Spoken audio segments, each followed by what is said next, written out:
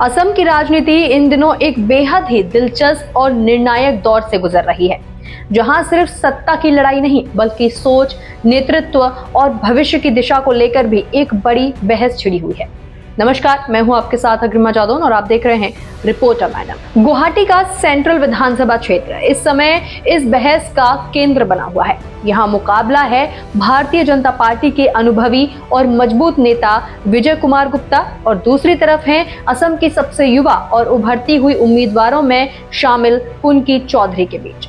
ये सिर्फ एक सीट का चुनाव नहीं है, बल्कि ये उस बदलाव की कहानी है जो धीरे धीरे भारतीय राजनीति में आकार ले रही है। इस पूरे चुनावी परिदृश्य को अगर ध्यान से देखा जाए या फिर समझा जाए तो ये साफ नजर आता है कि ये लड़ाई सिर्फ दो व्यक्तियों के बीच बिल्कुल भी नहीं है, बल्कि दो विचारधाराओं और दो पीढ़ियों के बीच है।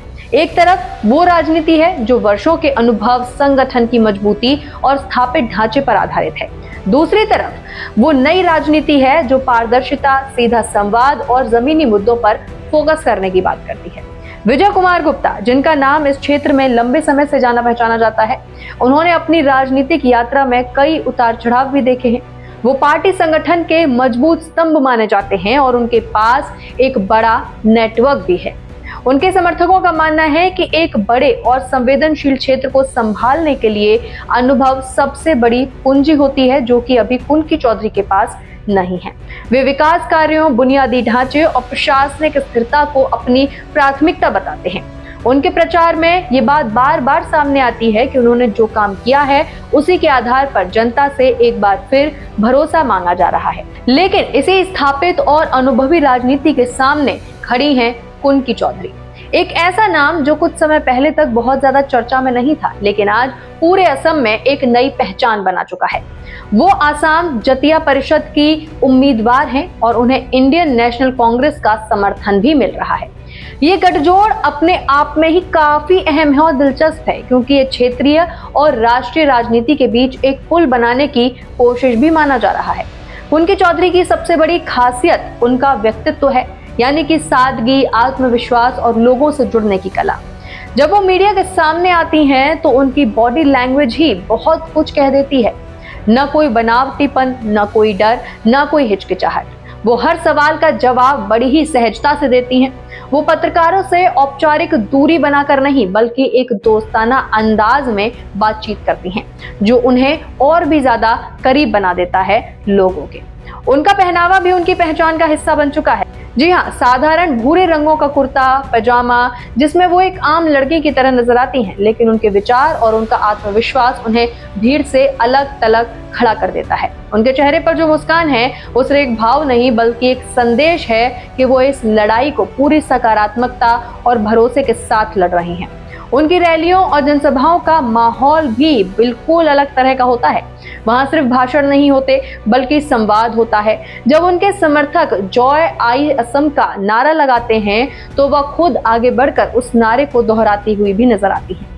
ये नारा असम की अस्मिता, उसकी संस्कृति और उसकी पहचान का प्रतीक है और कुंकी चौधरी इसे अपने अभिनय का केंद्र भी मान चुकी हैं।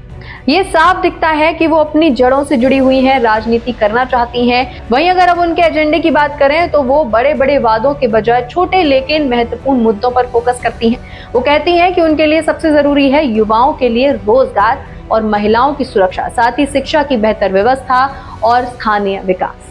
वो ये भी कहती हैं कि राजनीति को सिर्फ चुनाव जीतने का माध्यम नहीं होना चाहिए, बल्कि ये लोगों की समस्याओं को हल करने का एक जिम्मेदार मंच भी बनना चाहिए, जो कि अभी तक नहीं बन पाया है। इस पूरे चुनाव में एक और अहम पहलू है युवाओं की भूमिका। आज का युवा सबसे ज्यादा जागरूक है, सवाल पूछता है और अपने भविष्य को लेकर गंभीर भी है। कुंकी चौधरी का युवा होना उनके लिए एक बड़ा फायदा बनता जा रहा है, क्योंकि बहुत से युवा उन्हें अपने जैसा मानते हैं। उन्हें लगता है कि कुंकी उनकी समस्याओं को बेहतर तरीके से समझ सकती हैं, क्योंकि वो खुद उसी पीढ़ी का हिस्सा है। सोशल मीडिया पर भी कुंकी की पकड़ मजबूत होती जा रही है। उनके भाषण, उनके इंटरव्यू और उनके कैंपेन की वीडियोस तेजी से वायरल हो रहे हैं। लोग उनकी सादगी और उनके आत्मविश्वास की तारीफ कर रहे हैं। वहीं दूसरी तरफ विजय कुमार गुप्ता का प्रचार पारंपरिक तरीकों पर ज्यादा आधारित है, जैसे कि जनसभाएं, कार्यकर्ताओं का नेटवर्क और पार्टी की रणनीति। गुवाहाटी का सेंट्रल क्षेत्र एक ऐसा इलाका है, अगर आप जानते होंगे तो, कि जहां के मतदाता काफी ज्यादा जागरूक माने जाते हैं, पढ़े लिखे माने जाते हैं।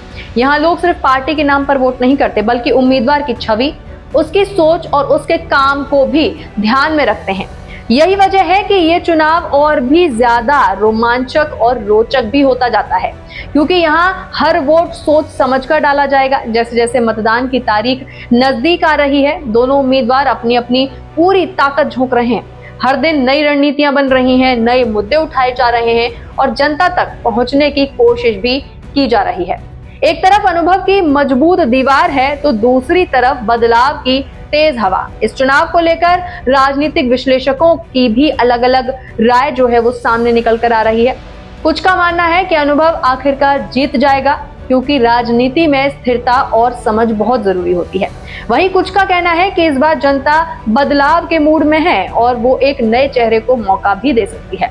लेकिन इस पूरे चुनाव से जो सबसे बड़ी बात निकलकर सामने आ रही है वो ये है कि भारतीय राजनीति अब धीरे धीरे बदल रही है। अब सिर्फ बड़े नाम या फिर लंबा अनुभव ही काफी नहीं है, बल्कि लोगों से जुड़ने की क्षमता, उनकी समस्याओं को समझने की ईमानदारी और बदलाव लाने का जज्बा भी उतना ही जरूरी हो गया है। कुंती चौधरी इस बदलाव का एक मजबूत उदाहरण बनकर उभरी हैं। उन्होंने ये दिखा दिया है कि अगर आपके पास आत्मविश्वास है, स्पष्ट सोच है और लोगों के लिए कुछ करने की इच्छा है, तो आप किसी भी बड़े मंच पर अपनी जगह बना सकते हैं। अब सबकी नजरें इसी बात पर टिकी हुई हैं कि गुवाहाटी की जनता क्या फैसला करती है। क्या वो अनुभव को चुनेगी या फिर एक नई शुरुआत को मौका देगी? क्या ये चुनाव असम की राजनीति में एक नया अध्याय लिखेगा या फिर नहीं? इन सवालों के जवाब आने वाले दिनों में जरूर मिल जाएंगे। लेकिन एक बात तय है कि कुंती चौधरी ने इस चुनाव को सिर्फ एक राजनीतिक मुकाबला नहीं रहने दिया है, बल्कि इसे एक प्रेरणादायक कहानी में भी बदल दिया है। ये कहानी है एक युवा लड़की की, जिसने बड़े सपने देखने की हिम्मत की, उन्हें सच करने के लिए कदम बढ़ाया और पूरे आत्मविश्वास के साथ राजनीति के सबसे बड़े मंच पर अपनी जगह भी बनाई। और शायद यही लोकतंत्र की असली ताकत भी है, जहां हर आवाज मायने रखती है, जहां हर सपना पूरे होने की संभावना भी रखता है और जहां बदलाव हमेशा संभव होता है, वहीं पर अगली आग भी जलती है। इसी के साथ फिलहाल इस रिपोर्ट में इतना ही। आप बने रहिए रिपोर्टर मैडम के साथ। धन्यवाद।